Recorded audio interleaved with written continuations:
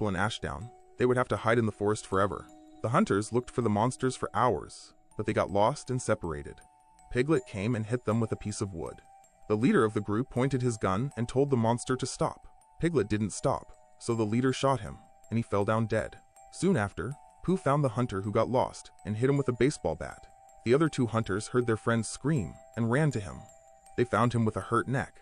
Then, the bear appeared and tried to take the leader's gun.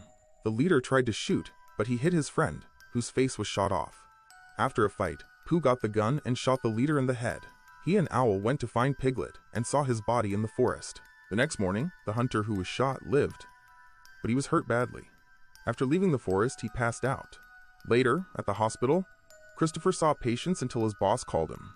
His boss said that even though he was a good doctor, people complained about Christopher being a suspect in the crimes. So he was fired, making things worse for him. Seconds later, a patient was brought to the hospital.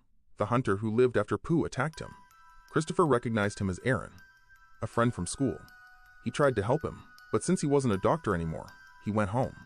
Far away, a father and his son watched birds in the woods. The boy saw a strange bird, which was Owl. The boy was scared and ran away. He didn't see that his father was taken by the monster bird.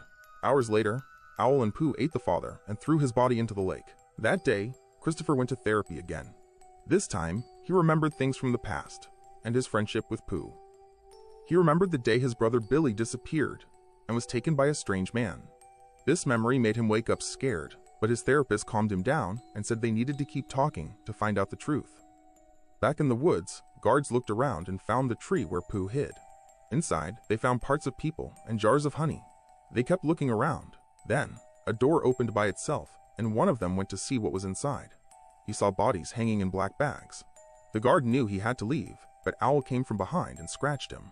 The other two guards heard their friends scream and ran away, but Winnie the Pooh attacked them. Minutes later, at Christopher's house, he asked his parents about Billy's disappearance and told them about his memories from therapy. They said the case was closed because there wasn't enough proof, and Billy was never found. But Christopher used his computer to look for his brother. He found out that a scientist named Arthur Gallup died in a fire at the same time Billy disappeared. Also, he found out that the scientist did experiments on people and animals. So the doctor was a suspect in the disappearances. The next morning, a police officer came to Christopher's house and asked him questions about the crimes in the woods. The officer said that Aaron lived and wanted to talk to Christopher before talking to the police. Christopher agreed to go, but first, he went to a party his friends were throwing. One of his friends said it was better if Christopher didn't go, because people didn't trust him. Christopher was sad and said he wouldn't go, and his friends Lexi and Finn didn't go either.